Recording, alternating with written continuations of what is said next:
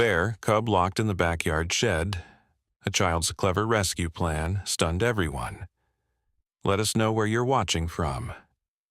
If you love my content, consider supporting it with a super thanks. Also, don't forget to like and subscribe. It'll help us to remain in touch with amazing people like you. The afternoon sun cast long golden shadows across the Whitaker family's backyard. 11-year-old Olivia sat cross-legged on the living room floor, carefully gluing colorful beads to her science project. Her tongue poked out slightly from the corner of her mouth as she concentrated, completely unaware of the drama unfolding just beyond the window. The Whitaker home stood at the edge of Pinecrest, a small town nestled against the foothills of the Cascade Mountains. Their property backed up to a dense stretch of woodland, which had always been a source of both wonder and occasional concern for the family. Wild animals sometimes ventured close to the residential areas, especially in recent years as development pushed further into their natural habitat. Rusty, the family's golden retriever, had been acting strangely all afternoon. He kept trotting to the back door, whining and pawing at it, then rushing to Olivia and back again, as if trying to tell her something important. After the 5th interruption to her project, Olivia finally looked up. "What is it, boy?" she asked, brushing a strand of auburn hair from her eyes. "Do you need to go out again?" Rusty barked once, his tail wagging in what seemed like relief that she was finally paying attention. When Olivia opened the back door, instead of running out to do his business, the dog dashed straight toward the old wooden shed at the far end of the yard. He stopped about 10 feet away, barking with unusual intensity at the weathered structure. The shed was a relic from the previous owners, a sagging wooden building with faded blue paint peeling from its sides. Olivia's father had been meaning to tear it down and replace it with a newer model, but like many weekend projects, it kept getting postponed. Now Rusty stood before it, hackles raised, barking at the closed door as if it contained something deeply suspicious. "Rusty, stop that," Olivia called, stepping into the yard. Her bare feet felt cool against the freshly cut grass. "You're going to annoy Mr. Peterson again." Mr. Peterson, their next-door neighbor, was notoriously intolerant of any noise and had complained more than once about Rusty's occasional barking. But the dog ignored Olivia's command completely, something he rarely did. Curious now, Olivia approached the shed cautiously. As she drew closer, she heard something that made her freeze mid-step, a soft whimpering sound coming from inside.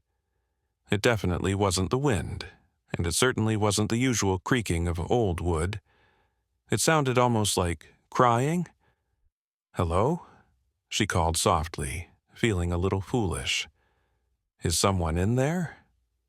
The whimpering stopped abruptly, replaced by a scratching sound. Something was moving inside. Olivia's heartbeat quickened. Her parents were both inside the house.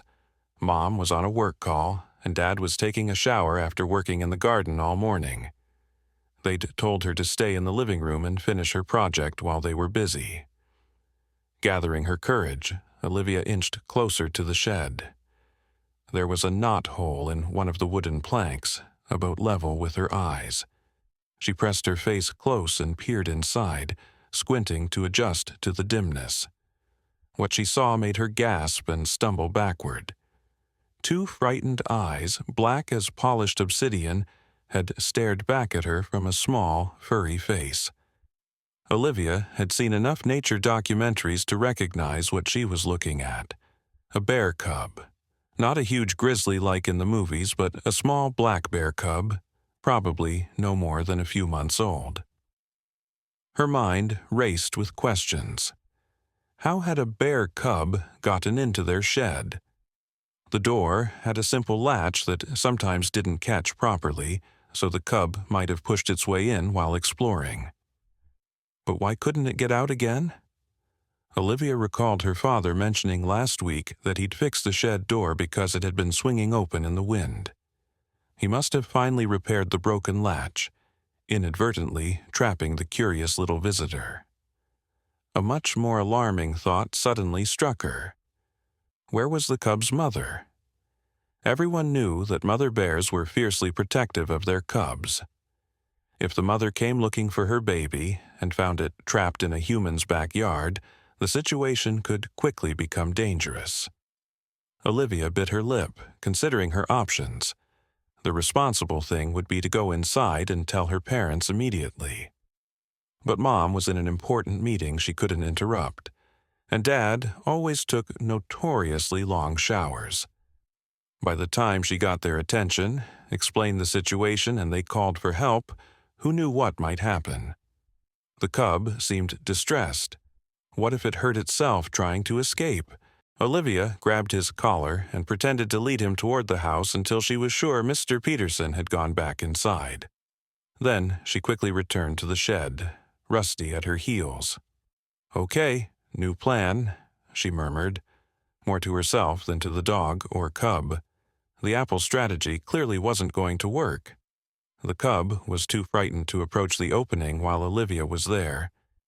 She would need to create the escape route and then back away, giving the little bear space to find its own way out.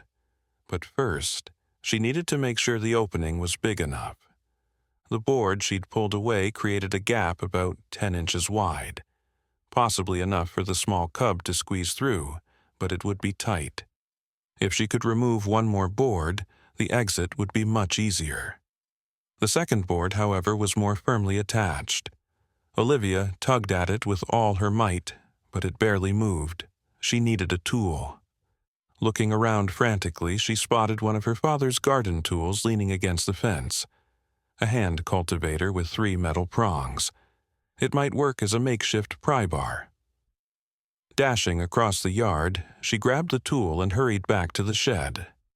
Rusty followed close behind, his barking now reduced to occasional concerned whines. She wedged the cultivator's prongs under the second board and pulled with all her strength. The old wood creaked in protest. Sweat beaded on Olivia's forehead as she strained against the resistance. Just as she was about to give up, the nails holding the board began to loosen. With a final heave, the board came partially free, hanging at an angle that widened the gap considerably. "There!" she gasped, out of breath from the effort. "That should be—" Her words cut off abruptly as a low, rumbling growl emanated from the tree line. This was no squirrel. Olivia turned slowly, her blood turning to ice in her veins. At the edge of the woods, partially hidden by the shadows of the trees, stood a full-grown black bear. The mother bear. She was bigger than Olivia had imagined, her dark fur blending with the deepening shadows, her small eyes fixed intently on the shed where her cub was trapped. Rusty let out a single startled bark before Olivia grabbed his collar, shushing him frantically. The last thing they needed was to provoke the mother bear. Even from this distance, Olivia could see the powerful muscles rippling beneath the bear's fur as it took a hesitant step forward, nose raised to catch their scent. Olivia's mind went blank with fear. Everything she'd ever learned about bear encounters fled from her memory. Should she run? Play dead? Make noise? Each option seemed equally terrifying with the large animal watching them so intently. The bear took another step forward, then stopped, seeming uncertain. It rose slightly on its hind legs, getting a better view, and presenting an even more intimidating figure. In that moment of absolute terror, a strange calm suddenly washed over Olivia. The mother bear wasn't being aggressive, she was being cautious. She was just a parent trying to find her child, something Olivia's own parents would do if she were missing. Maybe, just maybe, if Olivia showed the bear she was trying to help, not harm the cub, there could be a peaceful resolution. Very slowly, keeping her movements smooth and deliberate, Olivia backed away from the shed opening she had created. Step by step, she retreated toward the house, pulling the reluctant Rusty with her. All the while, she kept her eyes lowered, avoiding direct eye contact with the mother bear, which she vaguely remembered was considered a challenge. "It's okay," she said softly, her voice barely above a whisper. "I'm not going to hurt your baby. The way out is right there. I made it for you." The mother bear dropped back to all fours, her attention shifting between Olivia's retreating form and the shed containing her cub. Inside, as if sensing its mother's presence, the cub had begun to move around more actively, making small huffing noises. When Olivia had backed up about 20 feet, she stopped, still holding tight to Rusty's collar. From this distance, she could see both the shed and the mother bear. Now, it was a waiting game. Would the cub find the opening she had made? Would the mother bear understand that Olivia was trying to help, not harm? The seconds stretched into minutes, each one feeling like an eternity. The evening air grew cooler against Olivia's skin, raising goosebumps along her arms. From inside the house, she heard her father's voice calling her name, but she couldn't bring herself to answer. Not now, not when they were so close to a resolution or a disaster. The cub's movement inside the shed grew more animated. Through the gap between the boards, Olivia could see its small shape darting back and forth, obviously agitated by its mother's scent. Then, suddenly, a small black nose appeared at the opening, twitching as it sampled the outside air. The mother bear made a soft grunting sound, almost like a cow's moo but deeper, more resonant. The cub's entire head emerged from the gap, its eyes widening at the sight of its mother. With a scrambling motion, it pushed and wiggled, its shoulders briefly catching on the edges of the opening before popping through. The rest of its body followed quickly, and then it was free. A small black ball of fur tumbling onto the grass behind the shed. Olivia felt tears spring to her eyes, a smile breaking across her face despite her fear. It had worked. The cub was out. The reunion between mother and cub was swift but cautious. The mother bear remained alert, her eyes still darting occasionally toward Olivia and Rusty. The cub rushed to its mother, making small chirping sounds that tugged at Olivia's heart. It was such a pure moment. A frightened baby finding safety with its parent. But the moment of triumph was short-lived. The back door of Olivia's house slammed open, and her father's voice rang out, much louder this time. "Olivia, where are you? Dinner's ready!" Both bears froze at the sudden noise, the mother's head swinging toward the new threat. Olivia saw the mother's muscles tense, preparing either for flight or confrontation. "Dad, stop!" Olivia shouted, waving her arms frantically. "Don't come out here! There's a bear!" Her warning came too late. Her father, Daniel Whitaker, had already stepped into the yard, his expression changing from annoyance to shock as he took in the scene before him, his daughter standing in the yard with their dog, and 2 black bears less than 30 feet away. "Olivia!" he gasped, instinctively starting toward her. The mother bear interpreted his movement as aggression. With a deep, rumbling growl that seemed to vibrate the very air, she placed herself between the cub and Daniel, rising up on her hind legs once more, front paws extended, making herself look as large and intimidating as possible. Daniel froze, his face pale. "Don't move," he whispered to Olivia, as if she needed the warning. "Just stay completely still." The standoff lasted only seconds, but to Olivia it felt like hours. Her legs trembled with the strain of remaining motionless. Rusty, sensing the danger, had fallen silent beside her, pressing against her leg. Then, in a movement almost too quick to follow, the mother bear dropped back to all fours, nudged her cub firmly, and both bears turned and lumbered toward the woods. Within moments, they had disappeared into the deepening shadows beneath the trees, leaving only swaying branches to mark their passage. The silence that followed was deafening. Olivia's ears rang with the aftermath of fear and adrenaline. Her father rushed to her side, dropping to his knees and gripping her shoulders tightly. "Are you hurt? Did they touch you? What happened?" The questions tumbled from his lips, his eyes wild with residual fear as he checked her for injuries. "I'm fine, Dad," Olivia managed, her voice shaky but clear. "The cub was trapped in the shed. I just helped it get out."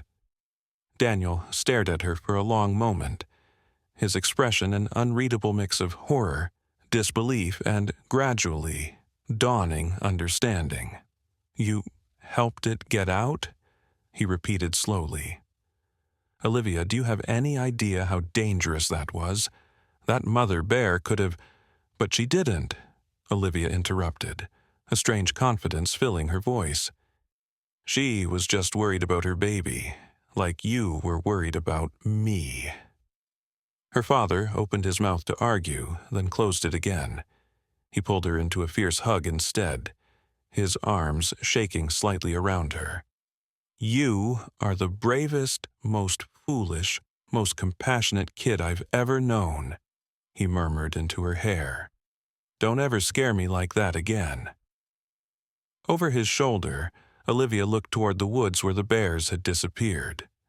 A peculiar feeling of connection lingered, as if she had glimpsed something rare and precious, a moment of understanding between species, between a child who wanted to help and a mother who wanted to protect. As they walked back to the house, Rusty trotting beside them, the yard was quiet again. The only evidence of the afternoon's adventure was the damaged back wall of the old shed and the half-eaten apple lying in the grass. Inside, Olivia's mother, Elena, was setting the table for dinner, completely unaware of the drama that had unfolded in their backyard. She looked up with a smile that quickly faded as she took in their expressions. "What happened? You both look like you've seen a ghost." Daniel and Olivia exchanged a glance. How could they possibly explain? "Well," Daniel began slowly, "our daughter here has quite a story to tell you." As they sat down to dinner, Olivia recounted her adventure, watching her mother's face cycle through disbelief, horror, and amazement. By the time she finished, both her parents were staring at her with expressions she couldn't quite interpret. "I know I should have come to get you," she concluded, looking down at her plate. "But there wasn't time, and I was afraid of what might happen to the cub if we waited." A heavy silence fell over the table. Olivia braced herself for punishment, grounding at the very least. What she had done was dangerous, reckless, exactly the sort of thing parents always warned against. Instead, her mother reached across the table and took her hand. "What you did was incredibly risky," Elena said, her voice gentle but serious. "But it was also incredibly brave and kind. Not many people would put themselves at risk to help a wild animal." "You're not mad?" Olivia asked in surprise. "Oh, we're definitely having a long talk about safety and decision-making," her father assured her, though his stern tone was belied by the proud glint in his eyes. "But right now, I think we're both just grateful you're safe." As her parents began discussing the need to report the bear sighting to local wildlife authorities. "Just to make sure they're aware, not to cause any trouble for the bears," her father clarified. Olivia felt a warm glow of relief spreading through her chest. The cub was safe with its mother, and she was safe with her parents. All was right with the world, or so she thought. The following morning dawned bright and clear. Olivia woke to the sound of voices in the backyard. Unfamiliar voices, mixed with her father's deeper tones. Curious, she slipped out of bed and peered through her bedroom window. Her father stood near the shed, talking to two uniformed men.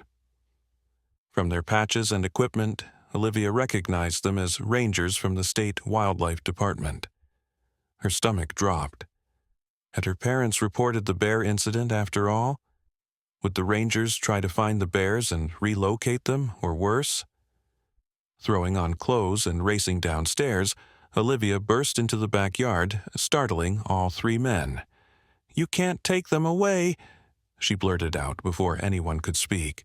"They're just trying to live their lives. The cub didn't mean to get trapped." The older of the two rangers, a man with a weathered face and kind eyes, exchanged a glance with her father before crouching down to Olivia's level. "You must be the young wildlife rescuer I've been hearing about," he said, his voice gentle. "I'm Ranger Michaels, and this is my colleague, Ranger Torres. Your dad was just telling us about your adventure yesterday."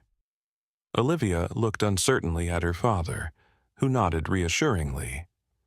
"We're not here to harm the bears, Olivia," Ranger Torres added. "We're actually very impressed with your quick thinking. Not many adults would have handled that situation so well, let alone a child your age." Relief washed over her. "So, you're not going to trap them or move them away?" "Well, that's actually what we need to discuss," Ranger Michaels said, his expression growing more serious.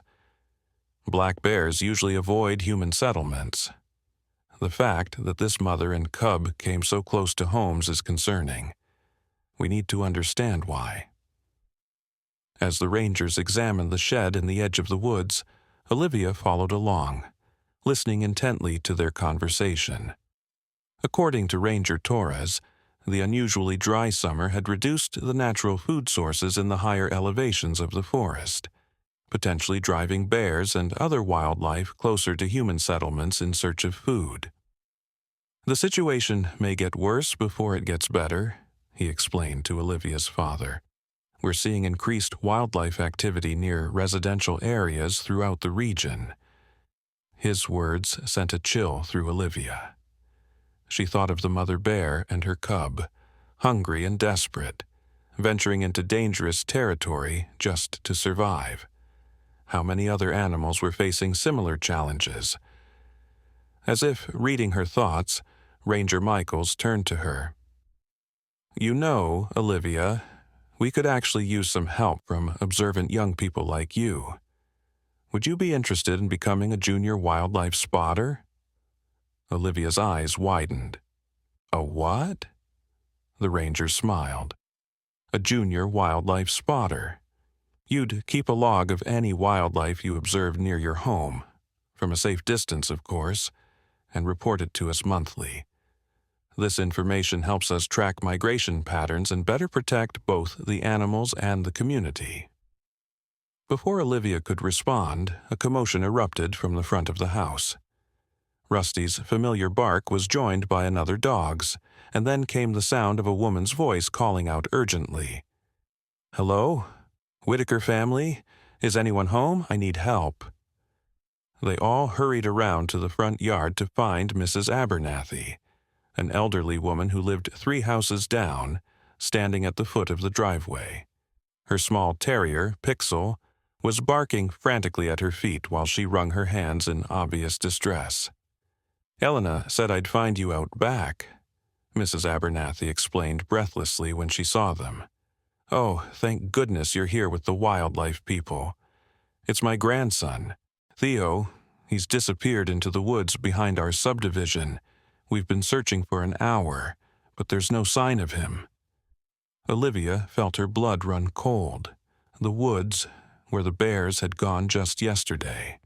"He's only 7, Mrs. Abernathy continued, tears forming in her eyes. "He was playing in the backyard while I made lunch, and when I called him in, he was gone. The gate to the woods was open, and," she broke off, her voice cracking, "with all this talk about bears in the neighborhood." The rangers exchanged a serious look. Ranger Torres immediately spoke into his radio, calling for backup and a search team. Ranger Michaels laid a reassuring hand on Mrs. Abernathy's shoulder.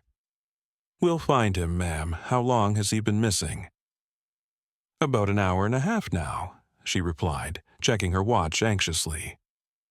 Olivia's mind was racing. An hour and a half was a long time for a small boy to be alone in the woods, especially with hungry wildlife about. And if he'd gone in near Mrs. Abernathy's house, he could be anywhere by now. Unless— Mrs. Abernathy, Olivia said suddenly, stepping forward. Does Theo like animals? Would he follow an animal if he saw one? The older woman blinked in surprise. Yes, he's absolutely animal crazy. Always watching nature shows, collecting toy animals. Why? A theory was forming in Olivia's mind, a disturbing but plausible one. If Theo had seen the bear cub, might he have followed it, curious and unaware of the danger? It seemed like exactly the sort of thing an animal-loving 7-year-old might do. She turned to the rangers. I think I might know where he went. The bear cub and its mother were heading northeast into the woods yesterday evening. If Theo saw them this morning and followed them, Ranger Michaels was already nodding. It's as good a lead as any. Ranger Torres, coordinate with the incoming search teams.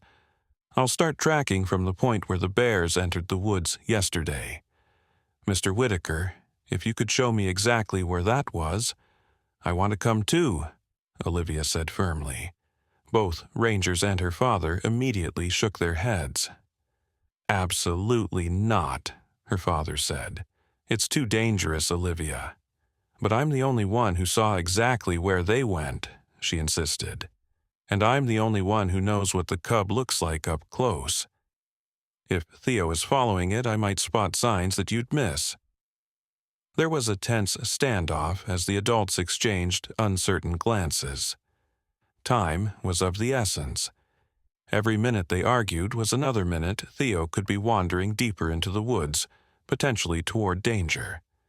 Finally, Ranger Michaels nodded reluctantly. She has a point, but she stays with me at all times, and at the first sign of danger she goes back with an escort. Agreed? Olivia's father still looked unhappy, but he nodded. I'm coming too. Within minutes, a small search party had formed in the Whitakers' backyard. Ranger Michaels and Olivia would lead one group, following the bear's likely path, while Ranger Torres coordinated other search teams approaching from different entry points to the woods. Olivia's father and 2 neighbors who had volunteered joined Ranger Michaels' group, while Mrs. Abernathy stayed behind to coordinate communications from the Whitaker home.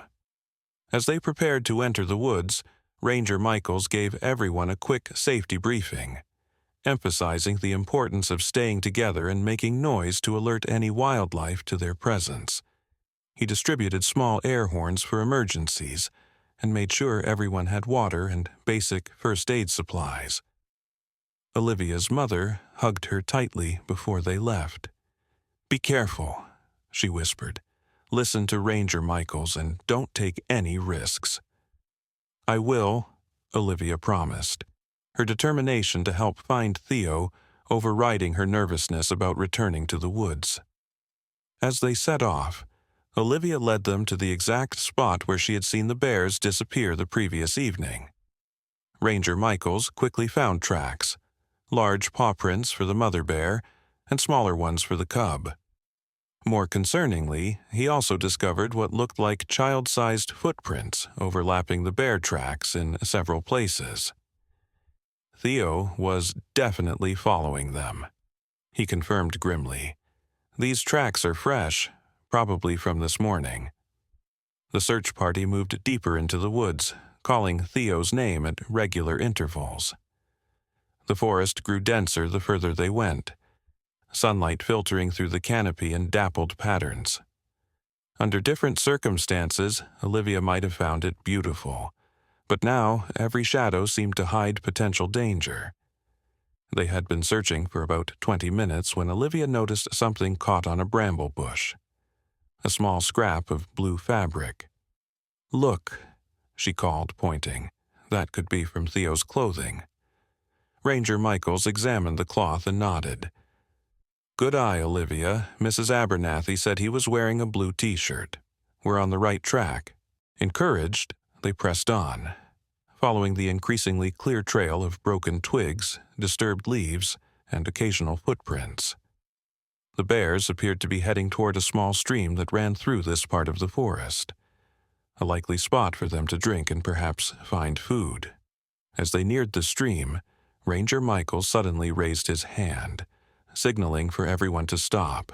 He tilted his head, listening intently. Olivia strained her ears but could hear nothing beyond the usual forest sounds. Bird calls, the rustle of leaves in the breeze, the distant gurgle of moving water. Then she heard it. A faint, high-pitched sound that could have been a child's voice. It was coming from up ahead, near the stream. "Theo!" Ranger Michaels called out, his voice carrying through the trees. "Theo, are you there? It's Ranger Michaels from the Wildlife Service. We're here to take you home." Silence fell, and then, wonder of wonders, a small voice called back. "Hello? I'm here, but please be quiet, you'll scare them away." Olivia's heart leaped. He was alive. But what did he mean by them? Ranger Michaels motioned for the group to move forward slowly and quietly. As they approached the stream, the trees thinned out, revealing a small clearing beside the flowing water. And there, perched on a large rock at the edge of the stream, was a small boy with tousled brown hair and a torn blue t-shirt. Theo. But he wasn't alone. Less than 20 feet away, partially obscured by a fallen log, were the bear cub and its mother. The cub was playfully splashing in the shallow edge of the stream, while the mother bear foraged among the rocks, occasionally lifting stones with her powerful paws to look for crayfish or insects beneath. Neither seemed aware of, or concerned by, Theo's presence. Ranger Michaels slowly raised his hand, signaling everyone to remain absolutely still. Olivia's father had gone rigid beside her, his face a mask of controlled terror as he took in the scene before them.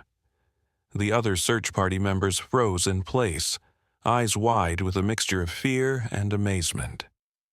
"Theo," Ranger Michaels called in a whisper that was barely audible. "Very slowly, I need you to stand up and walk toward us. Don't run. Don't make any sudden movements." The boy turned toward them, his face lighting up with recognition. But instead of showing fear or relief, his expression reflected something closer to annoyance. "But I'm observing them," he stage-whispered back, like Jane Goodall. "They don't mind me being here. Watch." Before anyone could stop him, Theo reached into his pocket and pulled out what appeared to be a granola bar. With deliberate movements, he broke off a piece and tossed it gently toward the cub. The small bear immediately perked up, nose twitching as it caught the scent of food. It abandoned its water play and ambled toward the morsel, snatching it up with surprising dexterity. A collective gasp rippled through the search party. Feeding wild bears was not just dangerous. It was exactly the sort of behavior that led to bears associating humans with food, often resulting in tragedy for both species. "Theo, no!" Ranger Michaels called out, forgetting to whisper in his alarm. The mother bear's head snapped up at the sudden noise, her dark eyes scanning the tree line until they locked onto the group of humans. She let out a low, rumbling growl that sent shivers down Olivia's spine.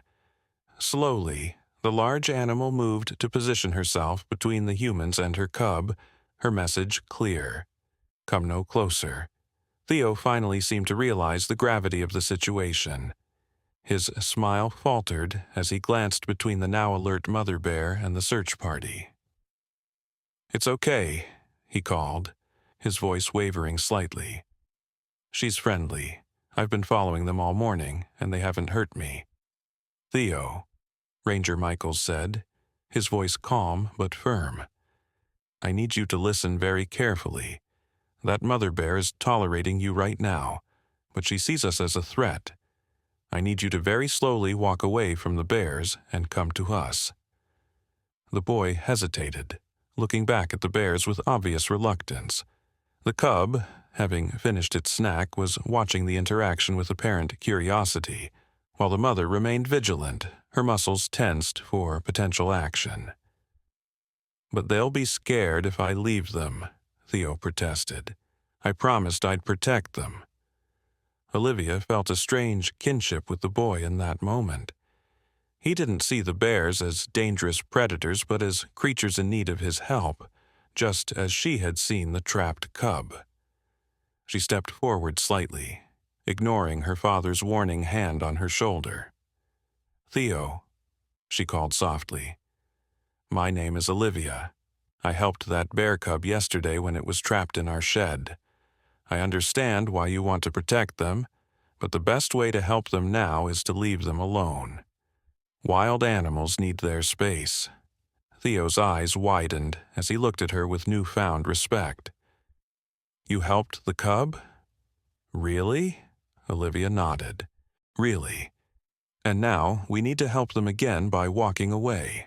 Their mom knows how to take care of them better than we do." The boy seemed to consider this, his gaze shifting between Olivia and the bears. After what felt like an eternity, he nodded slowly and began to inch away from the rock, moving with exaggerated care. The mother bear watched his movement intently, but made no move to follow.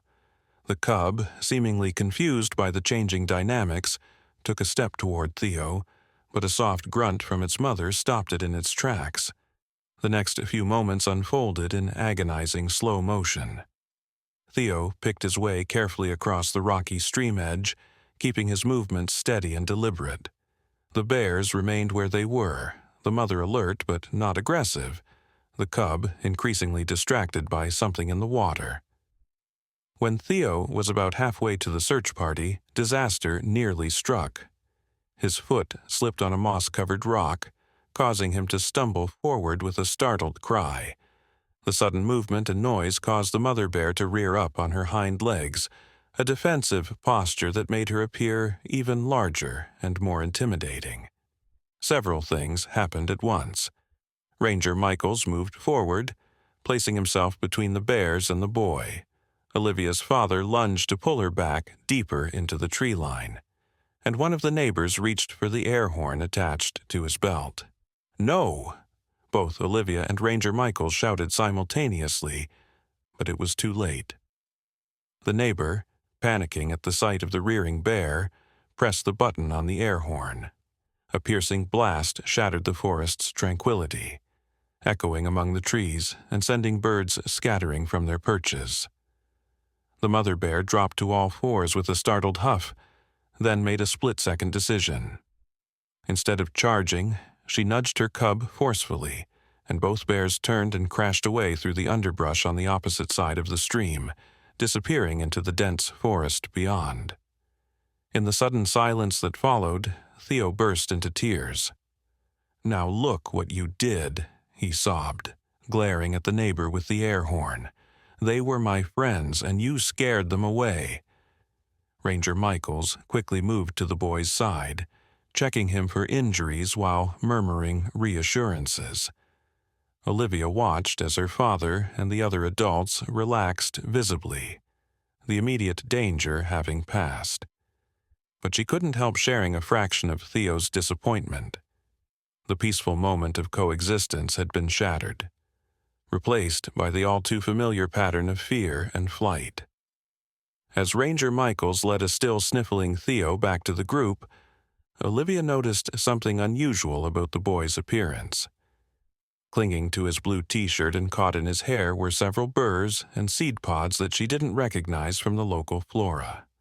They looked almost like tiny pine cones, but smaller and with a distinctive reddish tinge.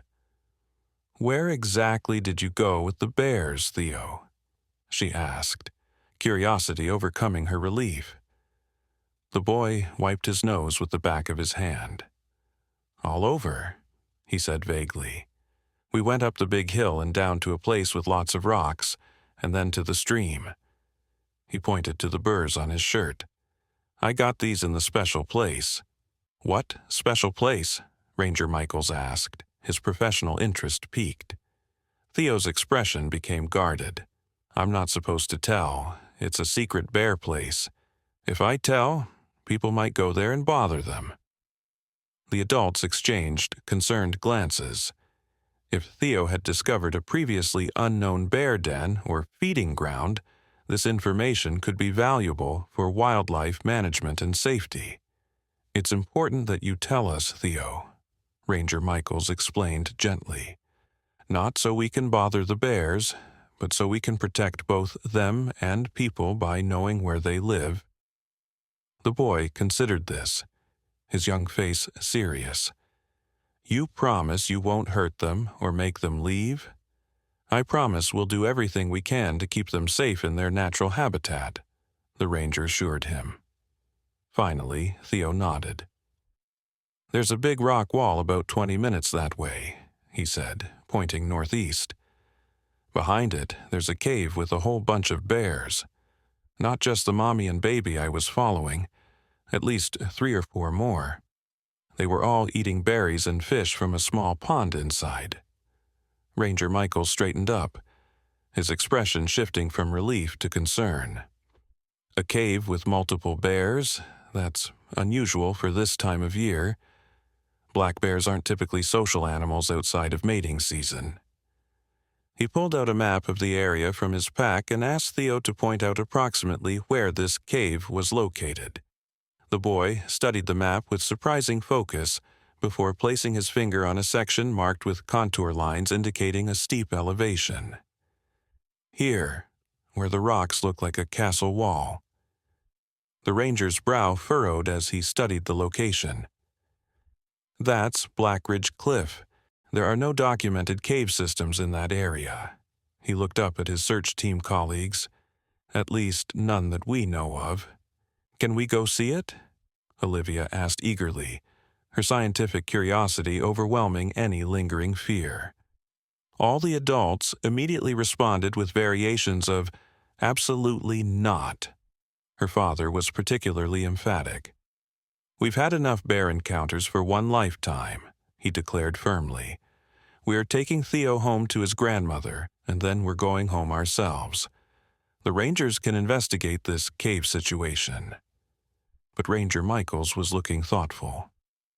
"Actually," he said slowly, "if there really is an undocumented bear habitat in this area, especially one housing multiple bears, we need to confirm it as soon as possible.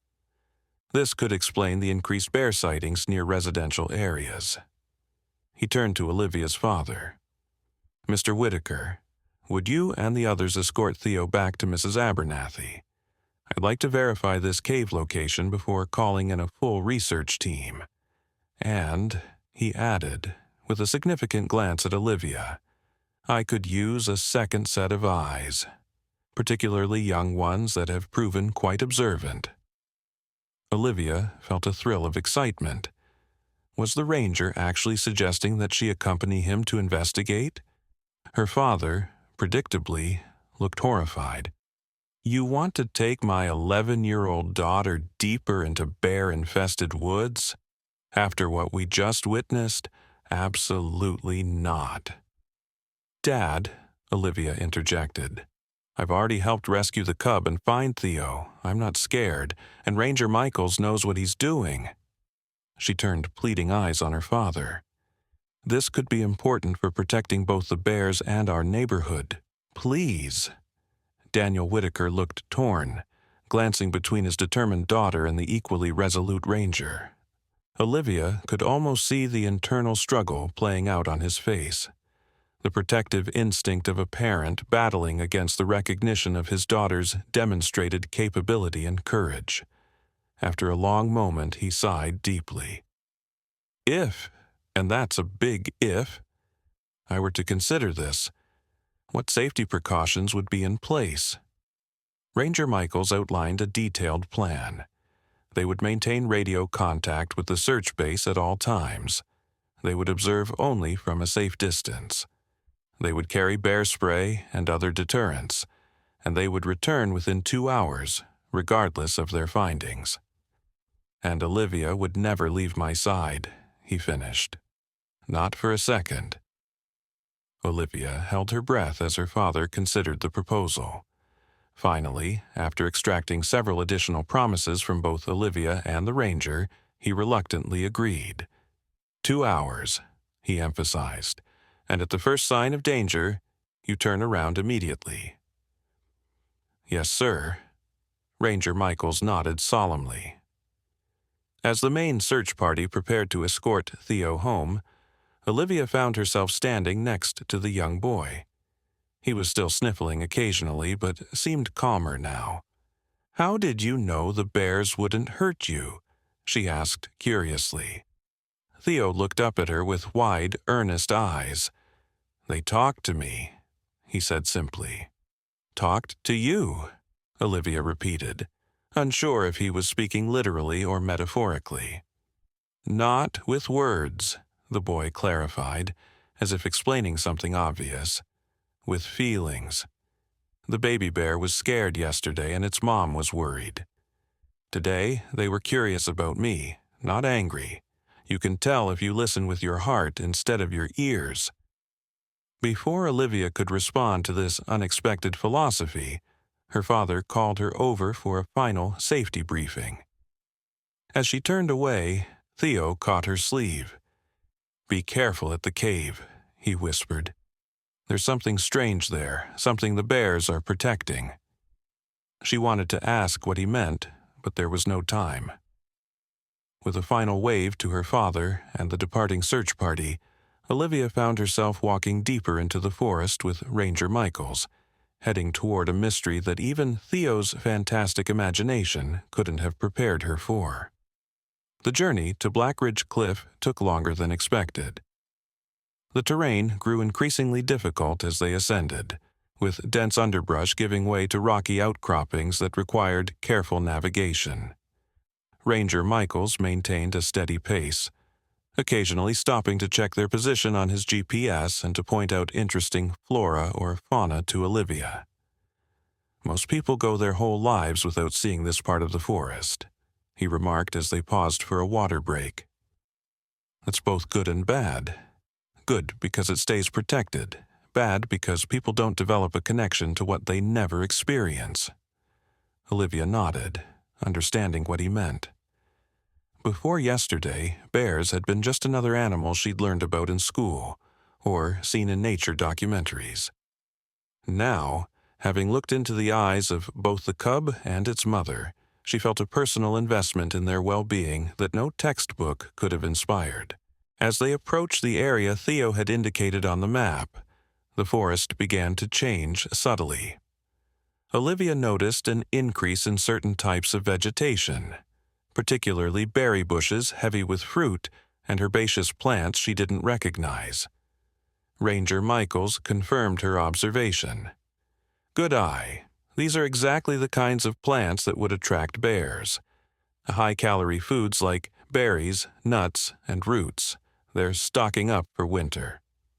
They crested a small ridge, and suddenly Black Ridge Cliff loomed before them, a massive wall of dark stone rising at least 50 feet from the forest floor.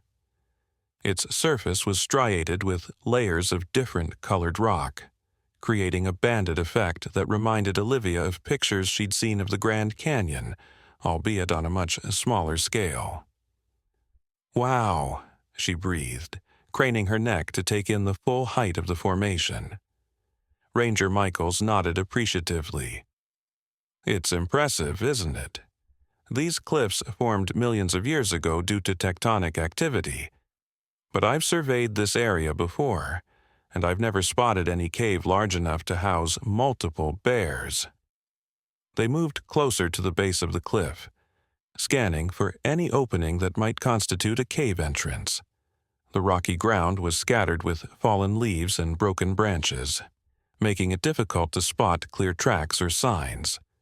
Still, Olivia noticed certain patterns, areas where the vegetation was trampled or where the fallen leaves had been disturbed in a way that suggested regular animal traffic. "Look," she said.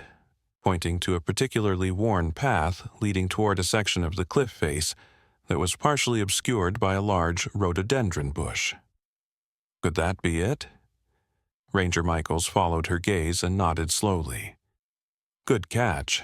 That's definitely a game trail of some kind. He raised his binoculars and studied the area carefully.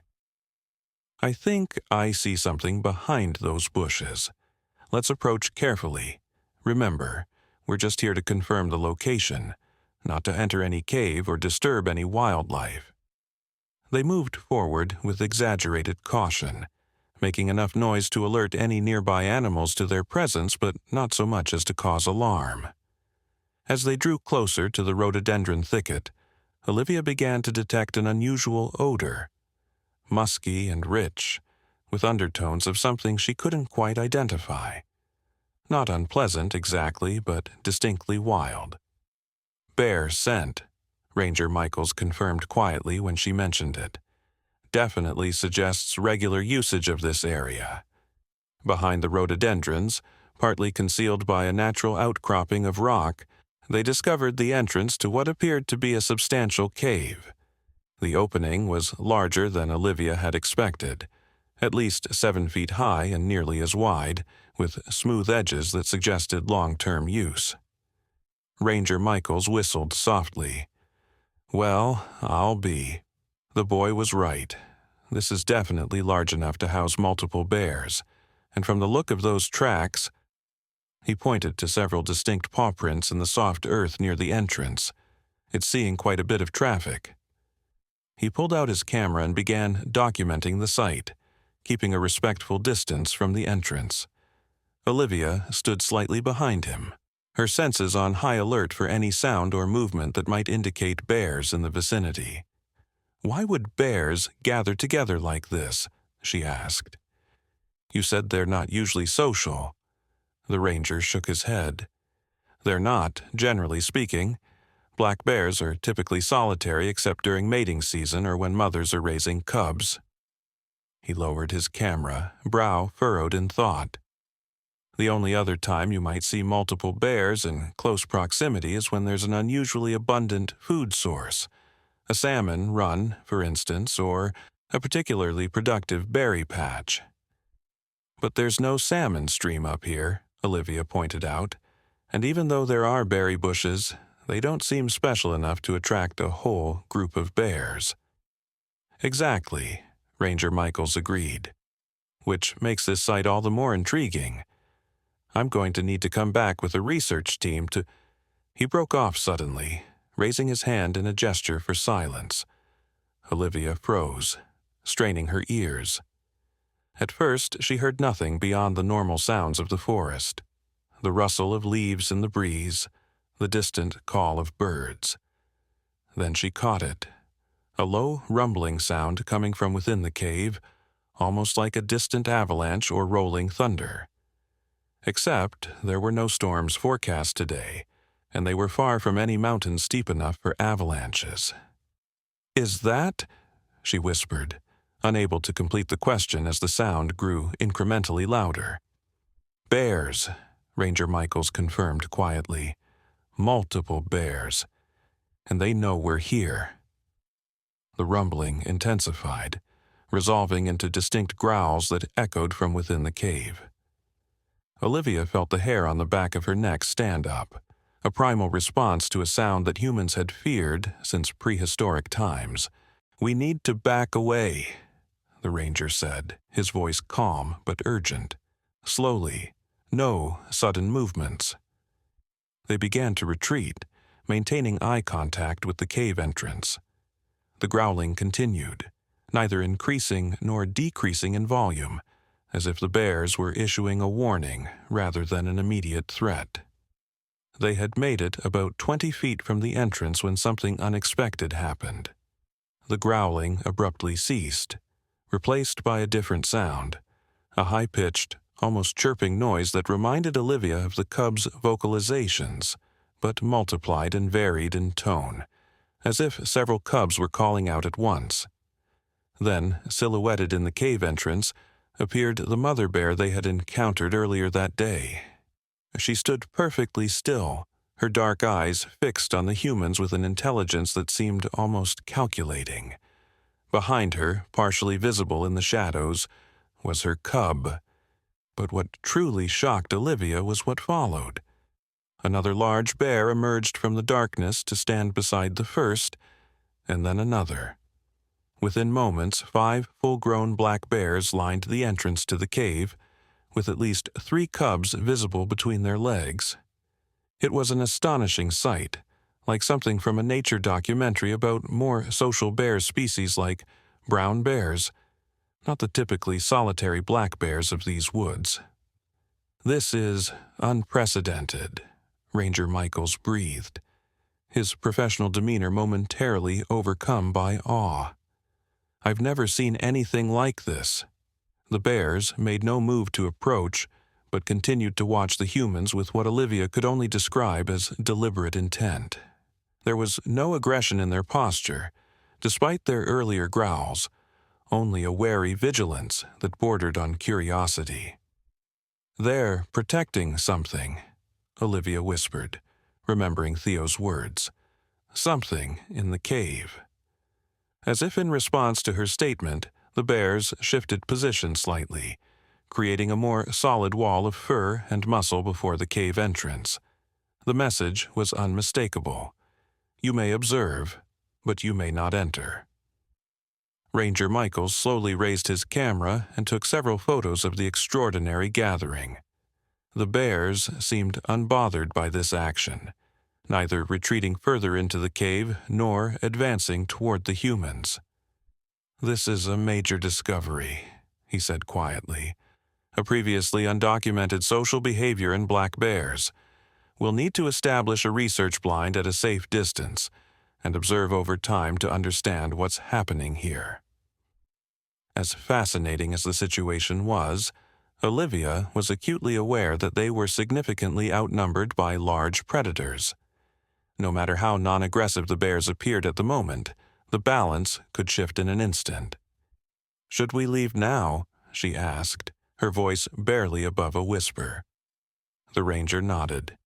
"Yes, we've confirmed the location and documented the initial sighting. That's enough for today. We'll back away slowly until we're out of their sight, then return to the base."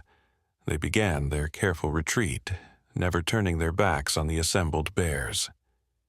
The animals watched their departure with the same steady gaze, maintaining their position at the cave entrance. When they had put about 50 yards between themselves and the cliff face, Ranger Michaels finally allowed them to turn and proceed normally through the forest. He immediately reached for his radio to report their findings, his voice vibrating with controlled excitement as he described the unprecedented bear gathering to his colleagues. At least 5 adults and 3 cubs, displaying social behavior consistent with a communal den, which is highly unusual for Ursus americanus. The location appears to be a previously undocumented cave system at Black Ridge Cliff, coordinates as follows. As he rattled off the technical details, Olivia's mind was whirling with questions. What could possibly bring so many normally solitary bears together? What were they protecting in that cave? And why did she have the strange feeling that the bears had been not just watching them, but evaluating them? Theo's words echoed in her mind. "They talked to me, with feelings." At the time, she had attributed this to a child's imagination. Now, having looked into the eyes of those bears at the cave entrance, she wasn't so sure. Their journey back to the search base was considerably faster than the outbound trip, partly due to the downhill terrain and partly due to Ranger Michaels' excitement to share their discovery with his colleagues. By the time they emerged from the forest edge near Olivia's neighborhood, a small crowd had gathered in the Whitakers' front yard. News of Theo's rescue and the bear encounter had apparently spread quickly through the community. Mrs. Abernathy was there, clutching Theo's hand as if afraid he might wander off again. Olivia's parents rushed forward as soon as they spotted her, enveloping her in a fierce hug that spoke volumes about their worry during her absence. "You're never going into those woods again," her father declared, his voice rough with emotion. Not until you're at least 30. Olivia might have protested under different circumstances, but the events of the day had left her too exhausted for arguments. Besides, she understood her parents' fear. It was one thing to help a trapped cub in her own backyard. It was quite another to venture into the deep forest and confront a gathering of bears in their own territory. As Ranger Michaels began briefing the assembled wildlife officers about their discovery, Olivia found herself drawn to where Theo sat on the front steps, looking simultaneously proud and subdued. She sat down beside him, curious about his experience. "Were you scared when you were with the bears?" she asked. The boy considered the question seriously. "At first, a little," he admitted, "but then I realized they weren't going to hurt me. They just wanted me to follow them." Olivia raised her eyebrows. "Follow them? You mean you didn't just happen to find them?" Theo shook his head emphatically. "No way. The baby bear came to our yard this morning while Grandma was inside. It looked right at me, then ran to the edge of the woods and waited until I followed. It did that all the way to the cave." It sounded fantastical, the kind of imaginary adventure a 7-year-old might invent after a frightening experience. And yet, there had been something deliberate about the bear's behavior at the cave, something that tickled the edges of Olivia's understanding. "Did you see what they were protecting in the cave?" she asked, keeping her voice low so the adults wouldn't overhear. Theo leaned closer, his eyes wide. "It was amazing," he whispered. "There's this big room inside the cave with a pool of water in the middle. The water glows blue in the dark, like those pictures of tropical beaches at night. And around the pool there are these weird plants I've never seen before. The bears were eating the berries from them." Glowing water? Strange plants? Olivia's scientific mind immediately began searching for rational explanations. Bioluminescent algae in the pool, perhaps, and some rare plant species that thrived in the cave's unique ecosystem. But why would bears be so protective of such things? Before she could question Theo further, Mrs. Abernathy called him over, insisting it was time to go home after his reckless adventure. The boy gave Olivia a significant look as he stood. "They're special bears," he said with childlike certainty, "and they chose us to see their secret place. That means we have to help protect them, right?" With that cryptic statement, he trotted off to join his grandmother, leaving Olivia with more questions than answers. The following days brought significant changes to the quiet community of Pinecrest. The discovery of the bear cave and its unusual inhabitants quickly attracted attention from wildlife experts beyond the local rangers. By the end of the week, a team of researchers from the State University had established a research station near Blackridge Cliff, complete with cameras and monitoring equipment set at a respectful distance from the cave entrance. Olivia, much to her delight, was granted special permission to visit the research station under strict supervision. Her first-hand experience with the bears had proven valuable to the scientists, who were struggling to explain the anomalous social behavior they were observing. "Black bears simply don't establish communal dens like this," explained Dr. Eleanor Chen, the lead researcher, as she showed Olivia the footage they had captured. "They're solitary by nature. Even mothers eventually send their cubs off to establish their own territories." The camera footage revealed that the cave was now home to 7 adult black bears and 5 cubs, an unprecedented gathering for this species. Even more curious was their behavior. The bears seemed to operate on a schedule, with certain adults leaving to forage while others remained behind, almost as if they were taking shifts guarding the cave. "It's more like wolf behavior than bear behavior," Dr. Chen noted, her brow furrowed in concentration as she reviewed the data. There's a social structure here that we've never documented before in Ursus americanus. But the most tantalizing aspect of the mystery remained just out of reach. What exactly was inside the cave that warranted such protection? The researchers were reluctant to enter the den directly, both out of concern for their own safety and out of respect for wildlife regulations that prohibited unnecessary disturbance of bear habitats. They had attempted to use remote cameras mounted on small robotic vehicles to explore the interior, but strange interference had rendered the equipment useless beyond the first few feet of the entrance. Probably mineral deposits in the rock affecting the signals, one technician had suggested, though he didn't sound entirely convinced by his own explanation. Olivia had not shared Theo's fantastic description of glowing pools and strange plants with the researchers, partly because it sounded too improbable to be taken seriously, and partly because she found herself increasingly protective of the bear's secret, whatever it might be. This protective instinct was reinforced when she overheard a conversation between Dr. Chen and a man in a business suit who had arrived at the research station one afternoon. Olivia had been helping sort through photographic data in a corner of the main tent and wasn't immediately noticed by the visitors. "The university is very interested in the pharmaceutical possibilities," the suit-clad man was saying. "If these bears have indeed discovered a plant with unique properties, the potential applications could be enormous." "That's speculation at this point, Mr. Vaughn," Dr. Chen replied, her tone cooler than Olivia had heard before. "We have no evidence that the bear's behavior is related to any medicinally valuable plants." "But you can't rule it out," the man persisted. "The fact that multiple bears are congregating around a single den site suggests something of significant value to the species. We'd like to fast-track the exploration of the cave interior.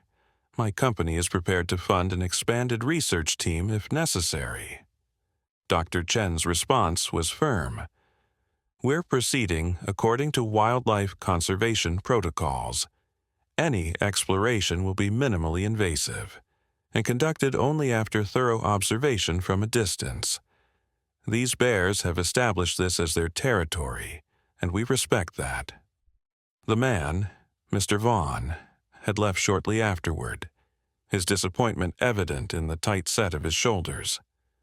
Only then did Dr. Chen notice Olivia in the corner, quickly schooling her concerned expression into a reassuring smile. "Just university business," she said dismissively. "Nothing for you to worry about." But Olivia did worry. The conversation confirmed her growing suspicion that whatever the bears were guarding might be at risk if too many humans learned about it. Theo's words echoed in her mind. "They chose us to see their secret place. That means we have to help protect them."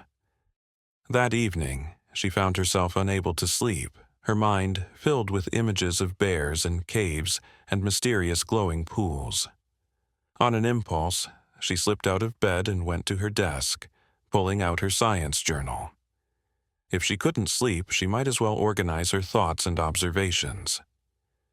As she flipped through her earlier notes about the bear cub in the shed, something caught her eye, a detail she had recorded but not fully processed at the time. The cub had been clutching something in its paw when she first peered through the knothole, something small and red that she had initially mistaken for a berry. Olivia frowned, trying to recall the exact appearance of the object. It had been roughly the size of a blueberry, but with a distinctive reddish-purple color and an unusual shape. Not perfectly round, but slightly elongated, with what looked like tiny filaments extending from one end. She quickly sketched the object as she remembered it, then compared it to illustrations of local berries in her field guide. Nothing matched exactly. The closest was a type of woodland berry called bunchberry, but the color was wrong, and bunchberries grew in clusters, not individually. Could this be one of the strange plants Theo had described from the cave? If so, what was the cub doing with it in their shed? And why had the mother bear been so determined to retrieve her cub? These questions were still swirling in Olivia's mind when she finally drifted off to sleep, her science journal open beside her. She dreamed of bears leading her through moonlit forests to a cave filled with soft blue light and strange, beautiful plants that seemed to whisper secrets as she passed. She awoke the next morning with a start, a half-formed idea taking shape in her mind. What if the bears hadn't just randomly wandered into human territory? What if they had been looking for something? Or someone? The thought was so startling that Olivia nearly dismissed it immediately. It sounded like the plot of a fantasy novel, not something that could happen in real life. And yet, the cub had gotten trapped while exploring her shed, and then Theo claimed the same cub had deliberately led him to the cave. 2 children, 2 unusual bear encounters in the span of a few days. Was it possible there was a connection? After breakfast, Olivia asked her mother if she could visit Mrs. Abernathy's house to check on Theo. Elena Whitaker was hesitant. The bear incidents had left her understandably wary of allowing Olivia too much freedom, but eventually agreed after extracting a promise that Olivia would remain in the neighborhood and away from the forest. Mrs. Abernathy welcomed Olivia warmly, expressing her continued gratitude for her role in finding Theo. The boy himself was in the backyard, she explained, working on a project. Olivia found him sitting cross-legged on the grass, surrounded by crayons and large sheets of paper covered with colorful drawings. He looked up as she approached, his face lighting up with recognition. "Olivia, did you come to see my bear pictures?" She sat down beside him, curious. "Is that what you're drawing?" Theo nodded enthusiastically, pushing several completed drawings toward her. "I'm making a book about our adventure. Look." The drawings were impressive for a 7-year-old, full of detail and vibrant color. They depicted Theo following the bear cub through the woods, the gathering of bears at the cave entrance, and finally, the interior of the cave itself. It was this last drawing that captured Olivia's attention. Theo had illustrated a large cavern with a pool in the center, just as he had described. The water was colored a luminous blue, with wavy lines suggesting it was giving off light. Around the pool grew strange plants with star-shaped flowers in vivid purple-red. But what really caught Olivia's eye was the small detail in the corner of the drawing. A human figure partially hidden in the shadows of the cave wall. It appeared to be watching the bears from a concealed position. "Who's this?" she asked, pointing to the figure. Theo shrugged. "I don't know. I saw him hiding when I was in the cave. I think he's been watching the bears for a long time." A chill ran down Olivia's spine. If Theo was telling the truth, if there really was someone secretly observing the bears in their den, it raised disturbing possibilities. Could this person be connected to the man in the business suit who had visited Dr. Chen? Was someone planning to exploit whatever secret the cave contained? Did the bears know this person was there? She asked carefully. Theo considered the question. "I don't think so. He was really good at hiding." The boy lowered his voice conspiratorially. "I only saw him because I was exploring the back of the cave while the bears were drinking from the pool. There's a whole bunch of tunnels back there that go really deep." "Theo, this is important," Olivia said, trying to keep her voice calm despite her growing concern. "What did this person look like? Did you see their face?" Theo screwed up his face in concentration. "Not really. He was wearing dark clothes and had something over his face, like those masks people wear when they're sick." He picked up a black crayon and added more detail to the figure in his drawing. He had a bag with him too, a big one, and I think he was taking some of the red flowers. Olivia felt her pulse quicken. If someone was harvesting plants from the cave without permission, it could explain the bear's protective behavior. It might also connect to Mr. Vaughn's interest in pharmaceutical possibilities. "Did the person see you?" she asked, suddenly worried about Theo's safety. The boy shook his head confidently. "Nope, I'm super good at hiding. Mom says I should have been a spy." His expression turned more solemn. "I wanted to tell the bears about him, but I didn't know how. They can understand feelings, but I couldn't figure out how to tell them about a hidden person." Olivia wasn't sure what to make of this information. Part of her wanted to dismiss it as a child's fantasy, but Theo's details were too specific, too consistent to be entirely imagined. And after what she'd witnessed herself at the bear cave, she was finding it harder to dismiss even the more fantastic elements of his story. "We should tell Dr. Chen about this," she decided aloud. "She's the scientist studying the bears. If someone is sneaking into the cave and taking things, she needs to know." Theo looked doubtful. What if the grown-ups try to take the magic flowers too? The bears are protecting them for a reason. "Magic flowers?" Olivia repeated, raising an eyebrow. "That's what I call them," Theo explained. "The red ones that grow around the glowing pool. When the bears eat them, they get really calm and happy. And look." He flipped to another drawing that showed the bears sleeping peacefully around the pool, with small red flowers clutched in their paws. They hold on to them even when they're sleeping, like teddy bears. This detail triggered something in Olivia's memory. The cub in the shed, clutching the small red object she had initially mistaken for a berry. Could it have been one of these flowers? Before she could question Theo further, Mrs. Abernathy called from the house that it was time for lunch. Theo gathered his drawings quickly, promising to show Olivia more later if she wanted to see them. As she walked home, Olivia's mind was racing. If Theo's story was true, if there really was someone secretly harvesting plants from the bear cave, it could pose a threat not just to the unique ecosystem he had described, but to the bears themselves. Someone needed to investigate. But who?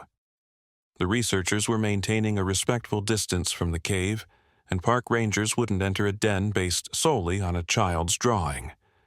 By the time she reached her house, Olivia had made a decision.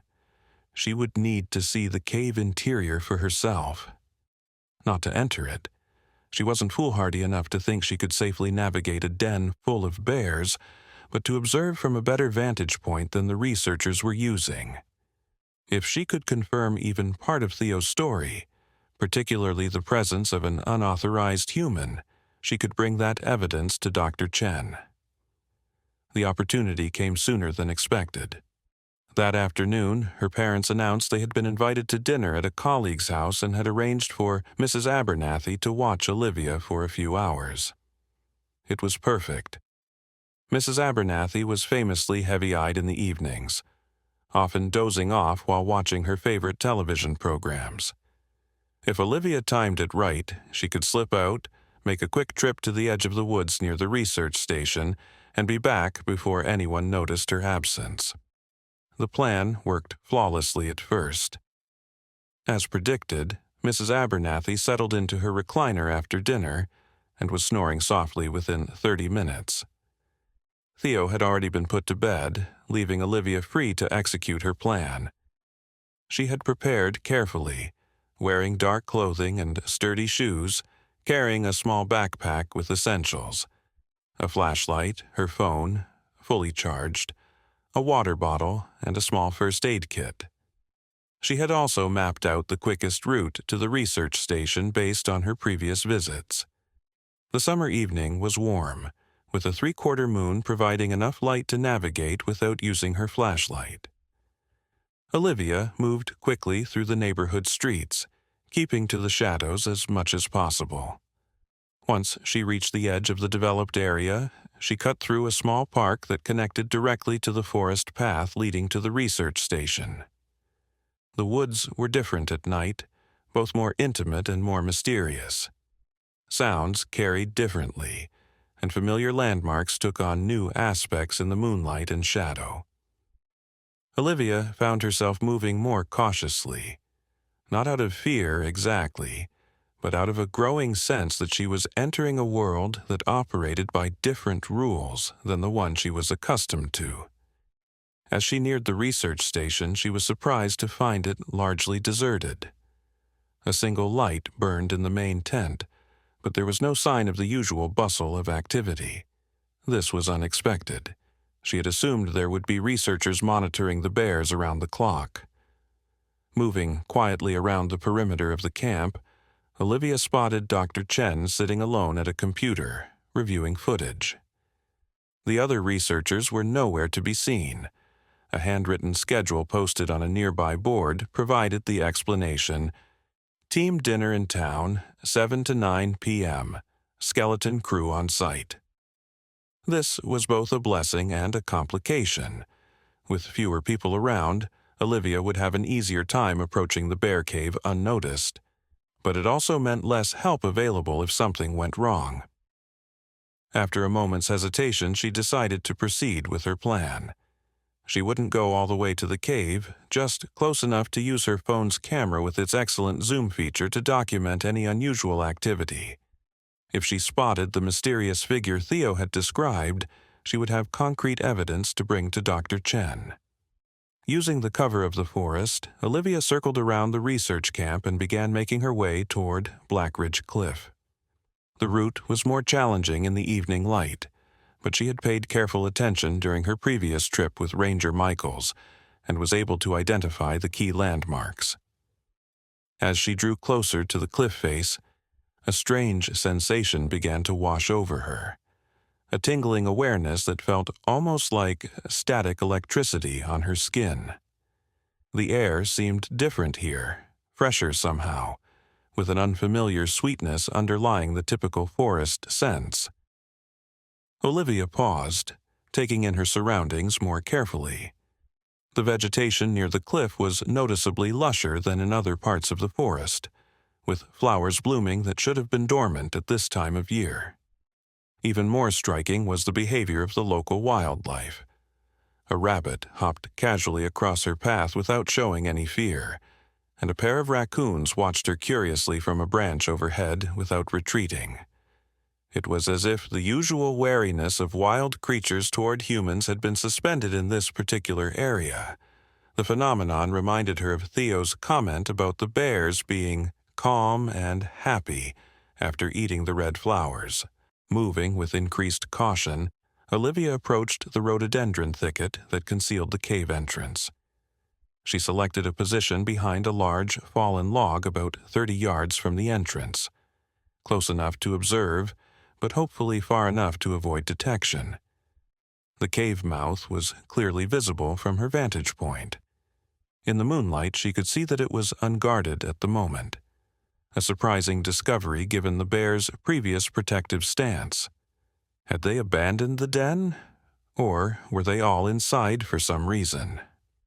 Olivia pulled out her phone and activated the camera, zooming in on the entrance. She took several photos, then switched to video mode to record a slow pan of the entire area. As the camera moved across the cliff face, she noticed something she had missed with her naked eye: a thin trail of what looked like smoke or steam, emerging from a small fissure in the rock about 10 feet above and to the right of the main entrance. This could explain the back tunnels Theo had mentioned. If the cave system had multiple entrances, someone could potentially enter and exit without passing through the main opening guarded by the bears. Just as Olivia was considering how to get a better angle on this secondary entrance, a movement at the main cave mouth caught her attention. She froze, hardly daring to breathe as a large black shape emerged into the moonlight. It was one of the adult bears. Not the mother she had encountered previously, but a larger specimen, possibly a male.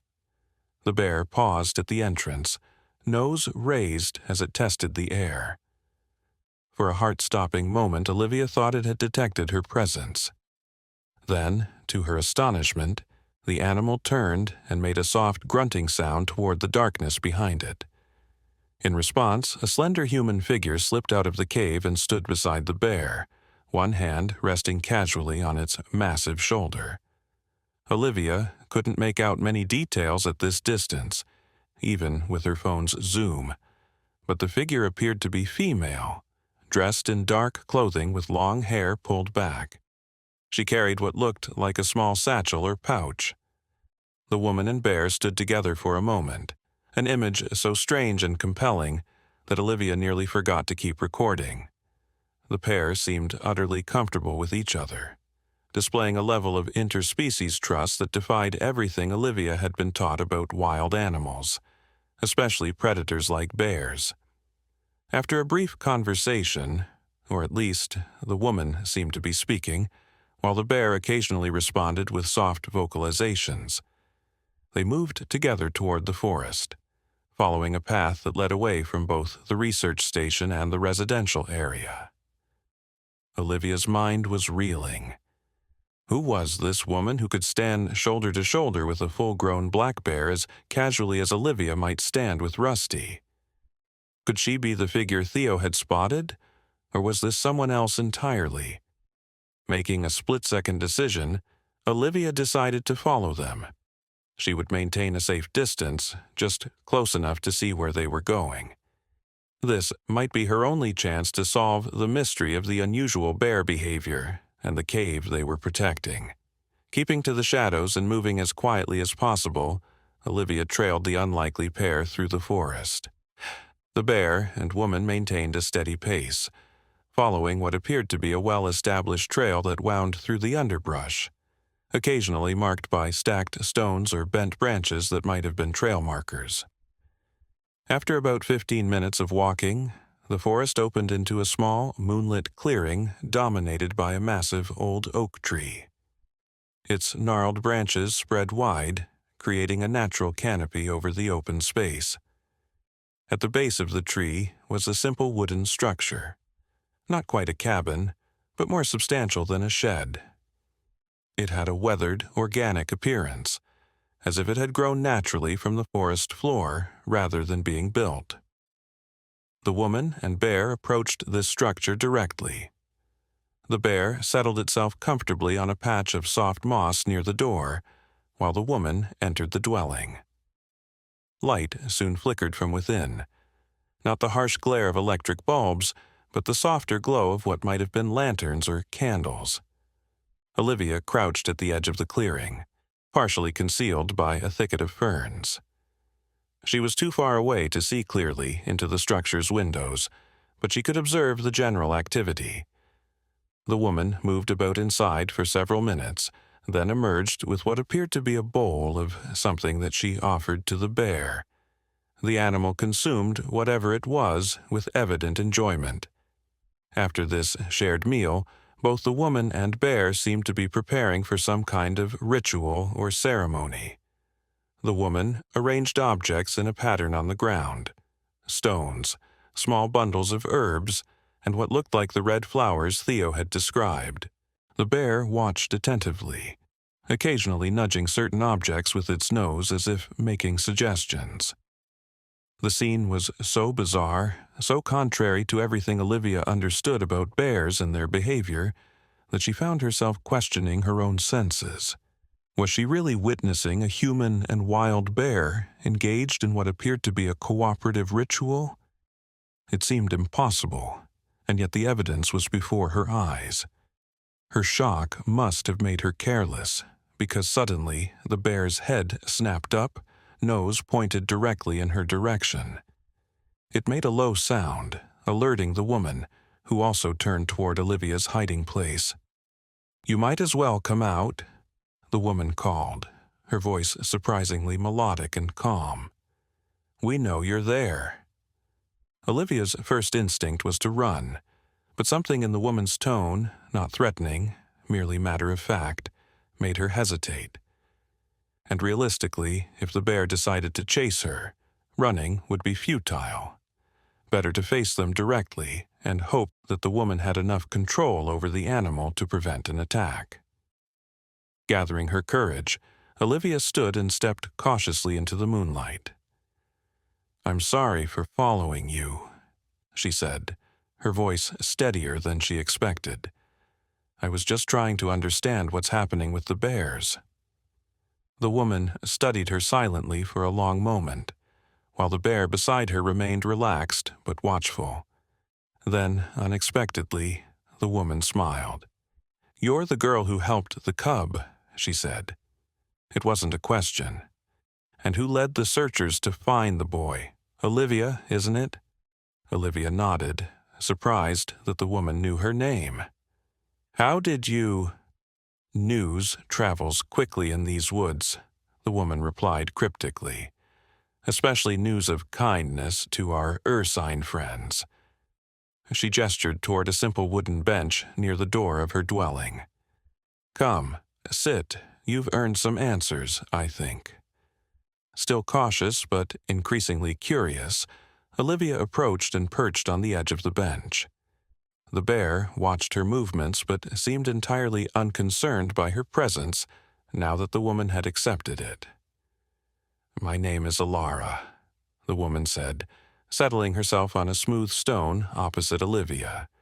The bear, enormous up close, positioned itself between them, not in a threatening way, but simply as part of their circle. "And this is Galen. He's been my friend and protector for nearly 12 years now." "But how?" Olivia couldn't help asking. "Black bears don't befriend humans. They're solitary and wild. Everyone knows that." Alara smiled again, a secretive expression that suggested she knew far more than she might be willing to share. The relationship between humans and bears is more complex than most modern people realize.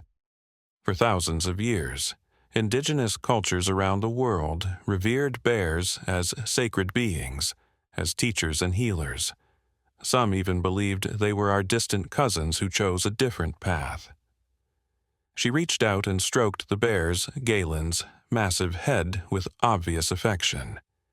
The animal closed its eyes in contentment, looking for all the world like an oversized dog enjoying its owner's attention.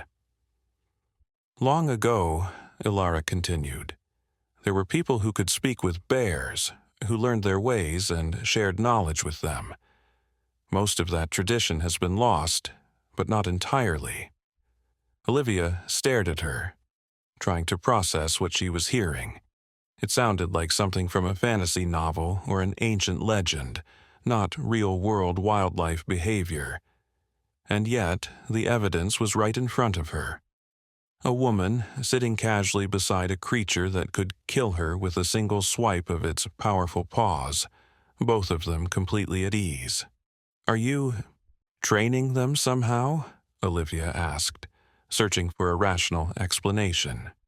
"With food rewards or something similar?" Ilara laughed softly. "No, child. Our relationship is based on mutual respect and benefit, not dominance or control. I provide certain services to the bear community, and they provide protection and companionship to me." "Services? What kind of services?" The woman's expression grew more serious. "Healing, primarily. Bears, like all creatures, fall ill or suffer injuries. My family has developed treatments over generations that can help them recover. In return, they've shown us plants with remarkable properties. Plants that grow only in special conditions, like those found in the cave you've been so curious about." This seemed to be edging closer to a scientific explanation that Olivia could accept. "You mean you're like a veterinarian for bears, and they bring you rare medicinal plants as payment?"